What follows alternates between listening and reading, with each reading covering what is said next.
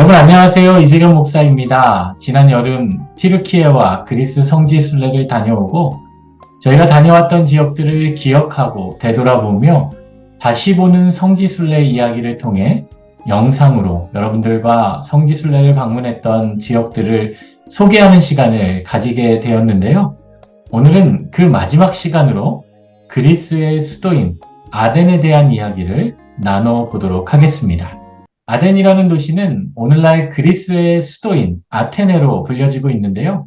이 도시의 원래 이름은 그리스 여신 아테나, 우리 성경에는 아데미라고 불려지는데 그 아데미에서 유래하게 되었습니다.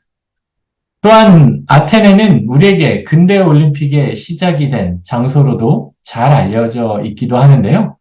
사도 바울은 2차 선교 여행에서 데살로니가에서 사역하던 중에 베레아로 가서 말씀을 사모하는 자들에게 복음을 증거하게 되었습니다. 이러한 바울의 소식을 듣게 된 데살로니가에 있는 유대인들이 베레아까지 쫓아와서 소동을 일으키게 되자 바울은 베레아에서 배를 타고 아덴으로 향하게 되었습니다. 바울이 도착했던 아덴은 당시 예술과 문화의 중심지로 수많은 신전들과 우상이 즐비하던 도시였는데요. 거리에서 사람을 찾기보다는 신을 찾기가 쉬울 정도로 그 아덴에는 많은 신들이 존재하고 있었습니다. 바울 당시 아덴은 고대 가장 강력한 도시국가 체제를 이루며 민주국가 체계가 형성되어 있던 도시로 아덴에서 가장 높은 곳에 위치한 아크로폴리스에는 아덴의 상징이라고도 할 수 있는 파르테논 신전이 위치하고 있습니다. 이 파르테논 신전은 세계문화유산 유네스코의 제1호로 지정된 유산으로 최고의 건축 기술력을 인정받는 건물 중 하나이기도 합니다.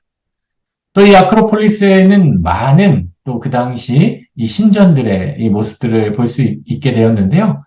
이런 파르테논 신전과 같은 이 신전은 고대 신전이었을 뿐만 아니라 또 요새로도 사용이 되었고 고대 그리스 도시 연맹의 국가 금고지 역할도 한때는 감당하게 되었습니다.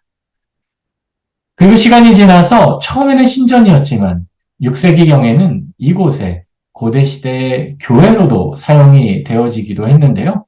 이후 17세기에 오스만 투르크가 그리스를 점령하게 되었을 때 이 파르테논 신전이 있던 이 장소를 화약 창고로 사용하다가 전쟁 중에 베네치아 함대가 폭격을 가해 그 신전이 파괴되고 말았습니다.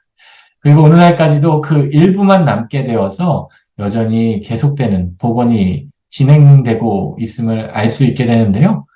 이곳 파르테논 신전으로 향하는 아크로폴리스의 그 언덕 입구 왼쪽에는 사도 바울이 이곳에서 복음을 전했던 아레오바고 언덕을 볼 수 있게 됩니다. 아레오바고는 원래 살인죄를 범한 사람들을 재판하는 장소였으나 시간이 지나면서 아테네 시의회 의원들이 모이는 장소가 되었습니다. 이곳에서 수많은 철학자들이 모이게 되었고 당대 최고의 지성인들이 이 아레오바고에 모여서 함께 토론하는 장소이기도 했는데요. 바울은 이곳에서 담대하게 복음을 전하게 되었습니다. 사도행전 17장 말씀을 보면 바울은 이들을 향해 너희에게는 종교심이 많으나 너희가 알지 못하고 위하는 그것을 너희에게 알게 하리라 라며 그들을 향해 담대하게 예수 그리스도의 십자가에서의 죽으심과 부활을 선포하게 되었습니다. 저희 팀도 그리스의 아덴을 방문하여 아크로폴리스에 올라가 거대한 파르테논과 아레오바고 언덕을 방문하게 되었는데요. 지금은 무너진 채로 복원된 모습이었지만 바울 당시에는 엄청난 규모의 신전과 수많은 우상을 숭배하는 자들이 몰려들었을 것이다 생각하게 됩니다. 그러면서 아덴에서 담대하게 복음을 전했던 바울의 모습을 떠올려보며 바울에게 있어 예수 그리스도의 복음이 어떠한 능력이었는지를 다시금 생각해 보게 되었습니다.